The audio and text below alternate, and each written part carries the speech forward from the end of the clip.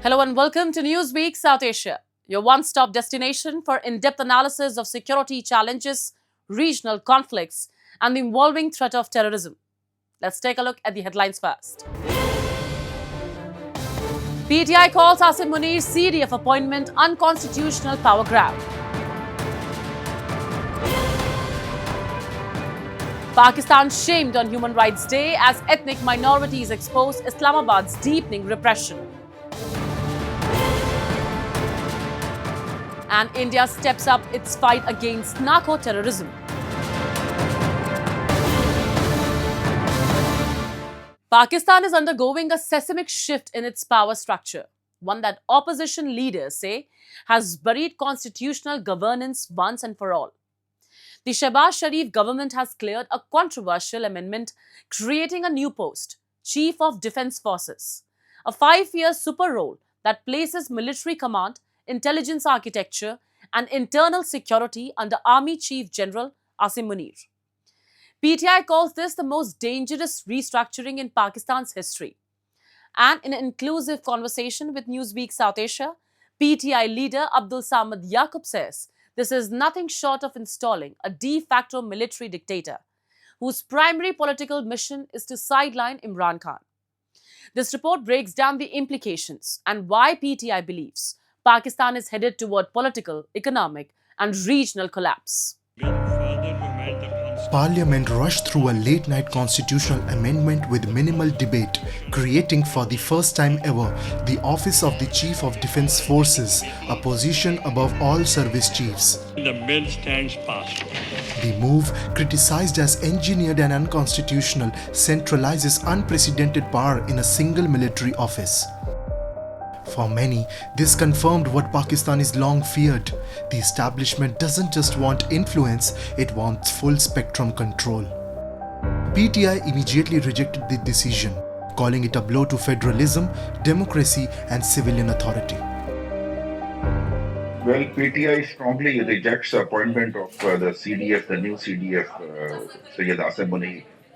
PTI sees it as an undemocratic, unconstitutional. I mean, giving absolute power to someone, some individual, is an undemocratic. The CDF will shape defense policy, intelligence operations, internal security, and military-led economic ventures. Analysts warn no general, not even Yaqoob, Zia, or Musharraf enjoyed such boundless authority. PTI says this post isn't about reforms, but about empowering one man. The post was created and appointed a person who is a de facto dictator of the Pakistan, who is exercising a dictatorial powers to curb and crush the political party. So we see this appointment as a very controversial and undemocratic. So we are not in any way, we cannot support this kind of step which will further undermine the democratic space which has already been very squeezed for the PTI and for some of the other political parties. The party claims the objective is political, not strategic, and the primary target is Imran Khan. Imran Khan hasn't been seen publicly for weeks. Family visits have been blocked, court appearances are concealed, and media outlets are barred from showing his image. PTI insists the government is merely a facade. Decisions, they say, are being made entirely by the military leadership. I would rather blame the military establishment for keeping Imran Khan behind the bars rather than any political leadership. So, fact of the matter is, it is a military establishment and a military dictator who is afraid of the most popular leader of the Pakistan, because historical record shows that always there are the dictators who only are scared of the popularity of any political leader, which they see them as a real threat to their power.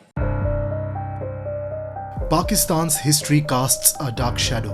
Zulfikar Ali Bhutto executed under Zia, Benazir Bhutto assassinated under Musharraf, Imran Khan already survived one attempt on his life. PTI says these patterns cannot be ignored. Imran Khan can be slow poisoned, he can be physically eliminated. So these apprehensions are real, undeniable, and we have a real threat that yes, they can go to up to any extent to physically eliminate Imran Khan, because The party believes Munir's elevation increases the risk dramatically.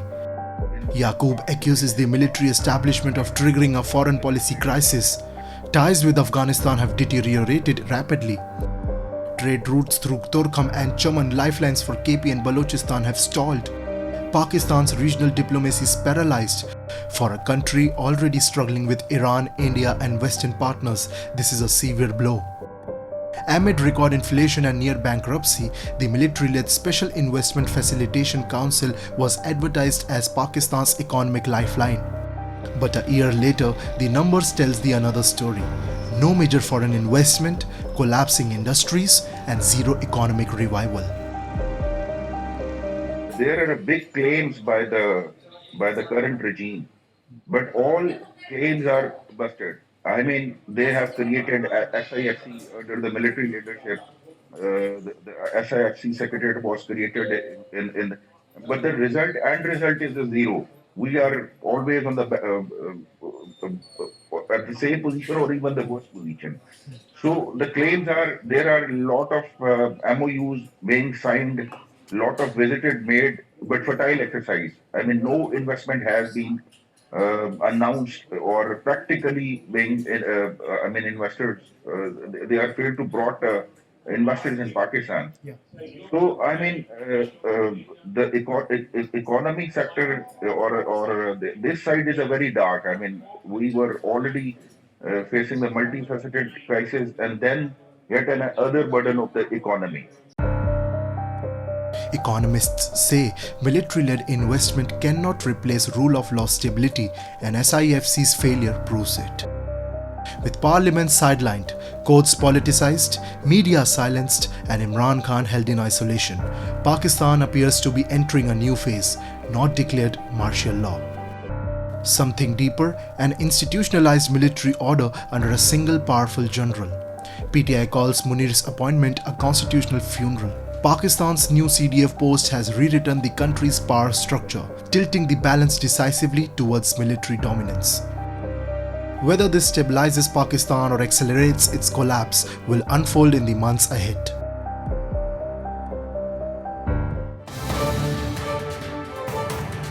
On International Human Rights Day, Pakistan once again finds itself in the global spotlight, not for progress, but for the systematic brutality inflicted on its own people.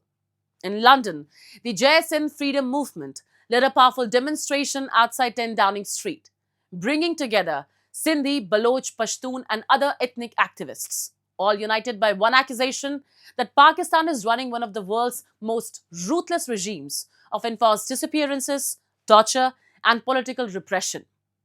As global silence grows, so does the suffering inside Sindh, Balochistan and Khyber Pakhtunkhwa. Protesters are urging the international community to finally act. On the steps of the British Prime Minister's residence, South Asian dissidents raised slogans demanding justice. Organized by the Jeay Sindh Freedom Movement, the protest drew representatives from Sindh, Balochistan, Pashtun regions and Gilgit-Baltistan, all accusing Pakistan of operating what they describe as a state-run system of terror. Speakers said that enforced disappearances are no longer isolated incidents but a national policy used to crush ethnic identity movements and silence political dissent. Rights groups say that in Sindh alone, hundreds of political activists have been missing for years, snatched by Pakistani intelligence agencies without warrants, charges or trials. Sindhi nationalist leaders argue that Islamabad views every local demand for cultural and linguistic rights as treason. leading to a crackdown that violates the UN Charter and international human rights law.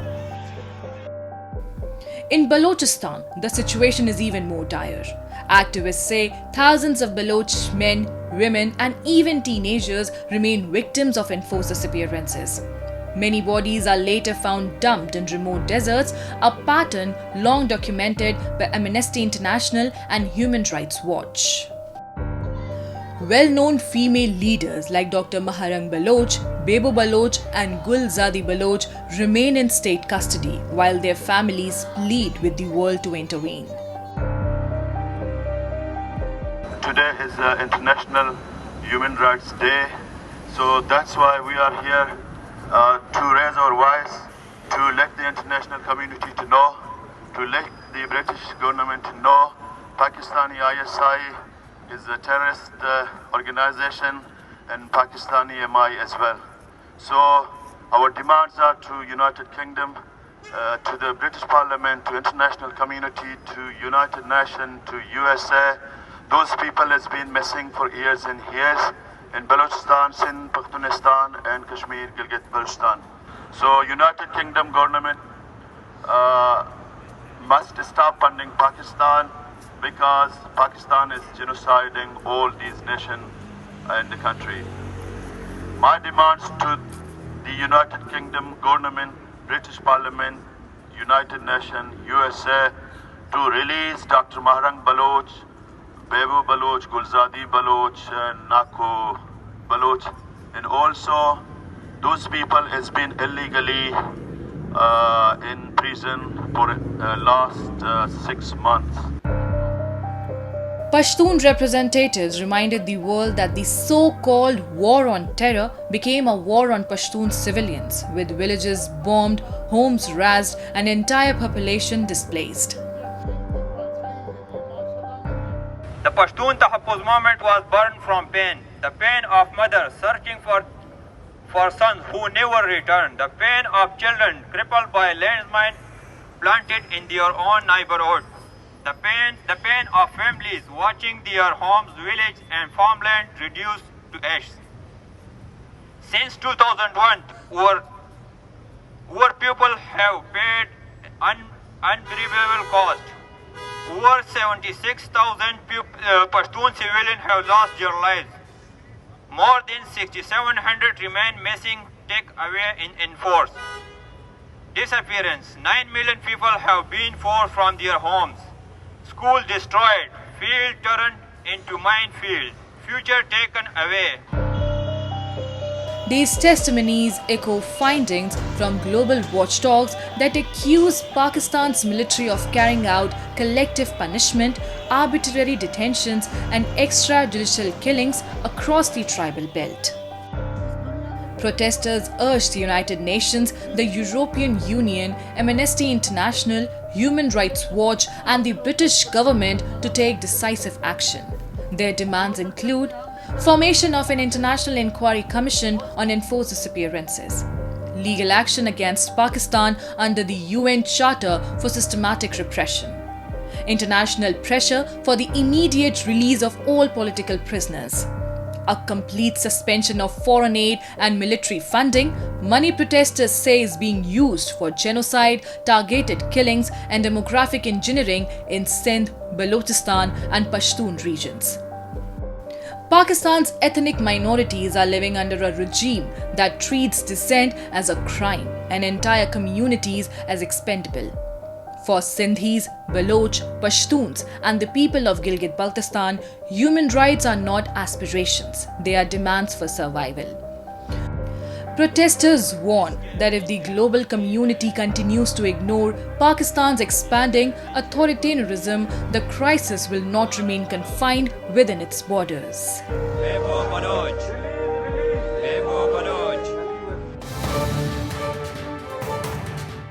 At the United Nations, India has raised serious concerns over Pakistan's recent military strikes inside Afghanistan, calling them a violation of international law that resulted in civilian casualties, including women and children. The intervention came during a Security Council session that highlighted Afghanistan's deteriorating humanitarian and human rights situation.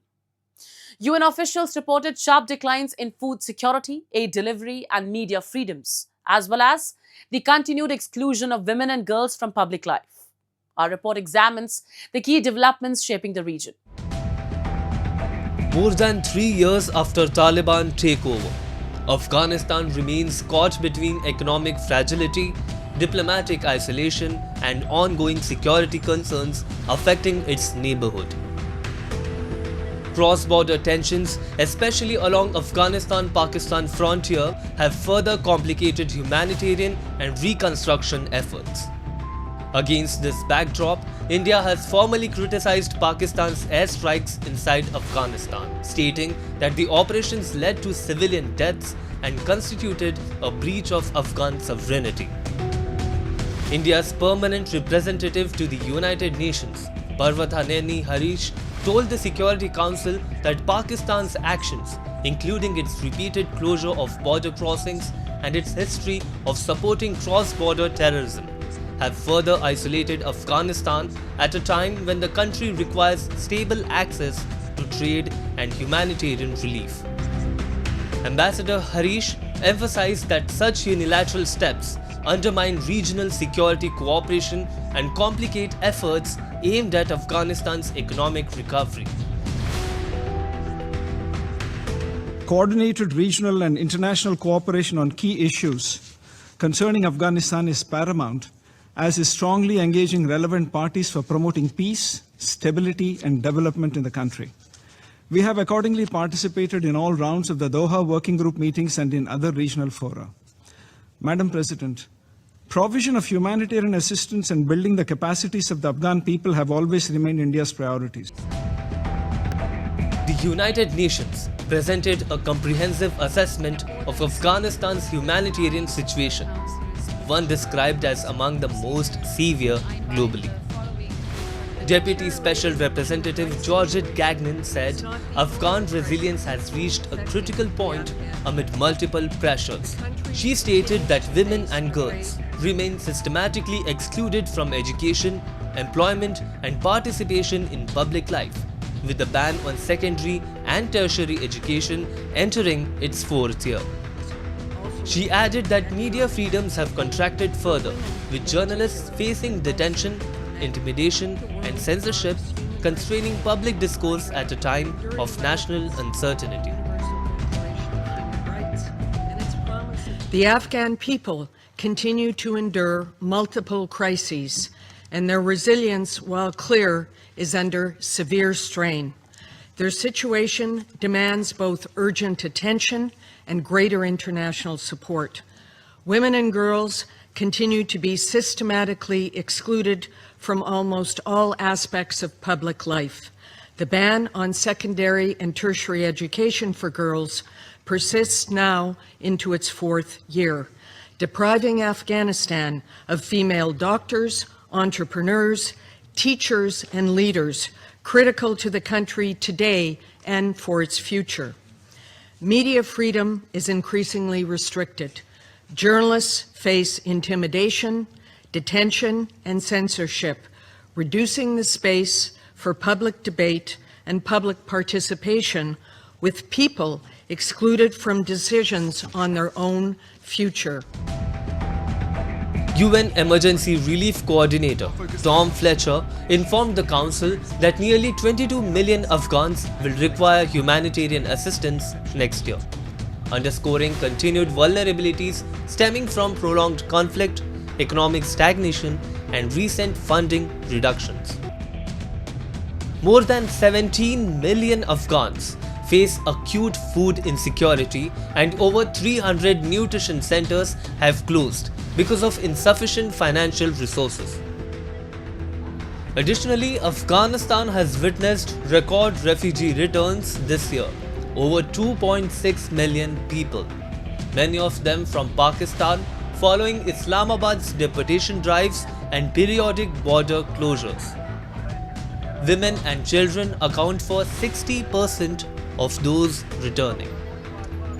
UN agencies report that these restrictive policies, combined with limits on female humanitarian staff imposed by the Taliban, are directly affecting aid distribution, particularly in remote provinces.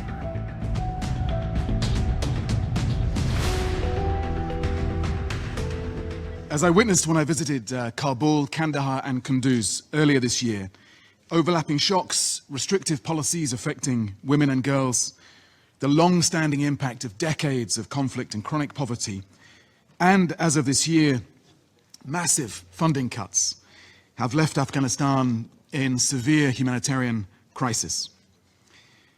Nearly 22 million people will need our help in 2026. The Security Council's discussions highlighted the urgent need for coordinated international efforts as Afghanistan faces a combination of economic distress and widespread human rights limitations. With millions dependent on external support, and with Pakistan's policies adding further strain on cross-border movement and regional stability, the coming year will be critical for determining Afghanistan's humanitarian trajectory.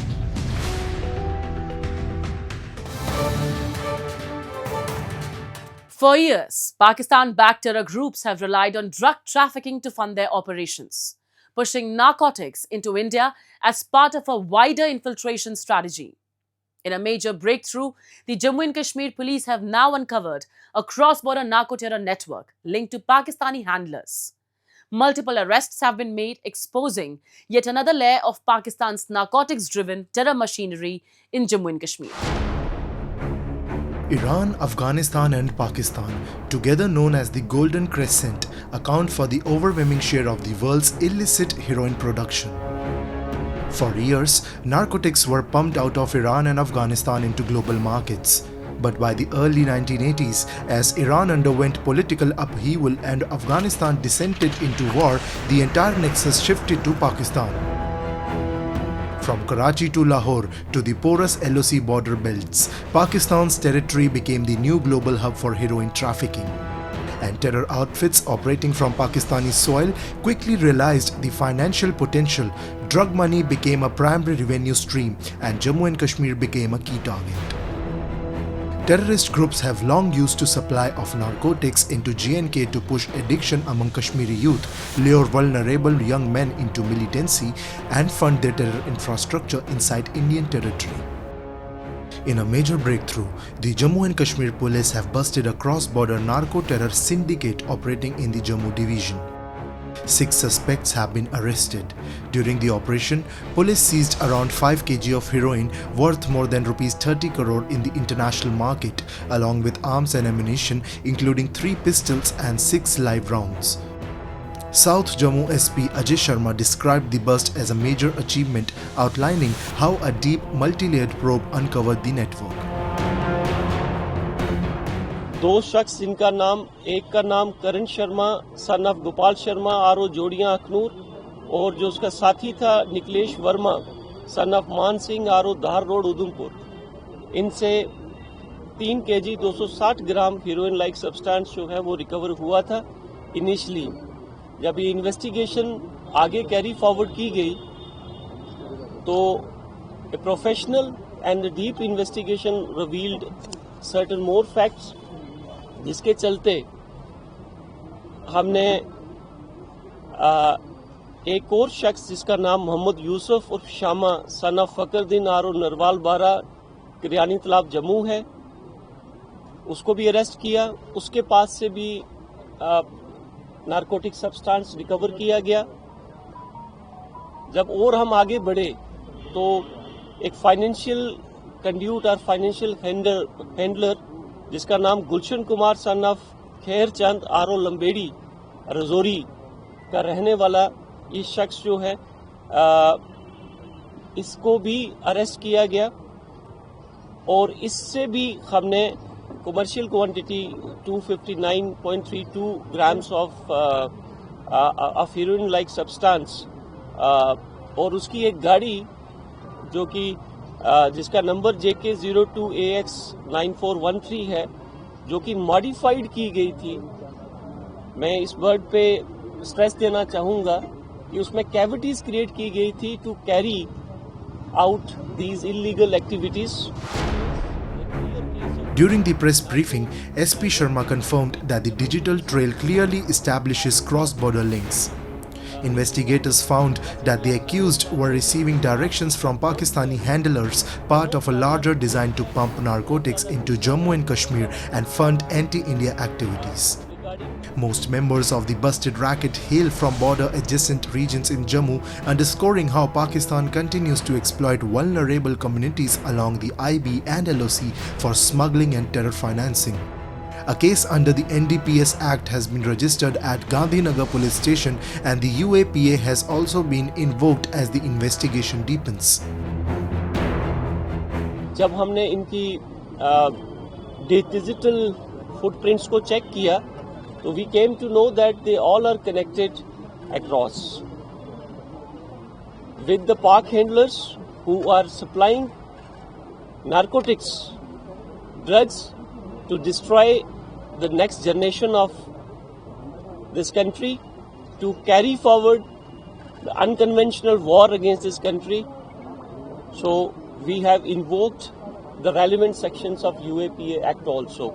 So now this is a case, a clear case of narco terror, which Jammu Police South Zone has successfully intercepted. जैसे कि आप सब लोग जानते हैं कि समाज के हर वर्ग के अंदर बहुत ज़्यादा रोष है, बहुत ज़्यादा गुस्सा है और बहुत ज़्यादा कंसर्न है regarding the narco terrorism.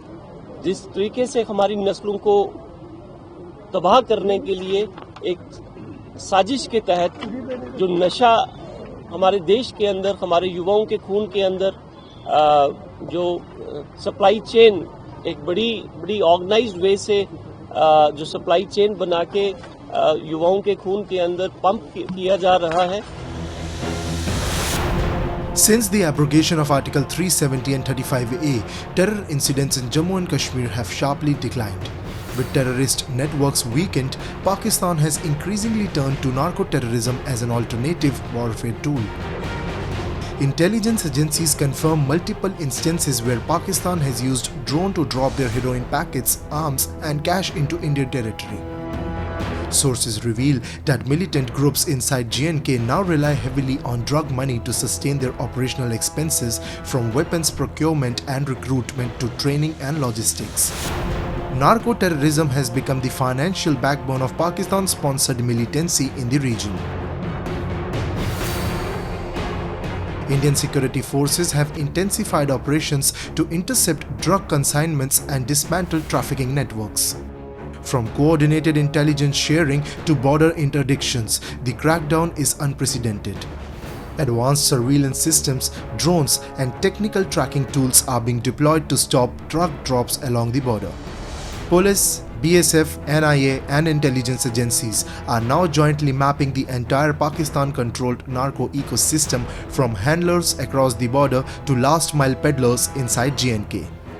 The Jammu police bust is yet another reminder that Pakistan's narco-terror machinery remains active, but India's counter-narcotics grid is striking harder than ever.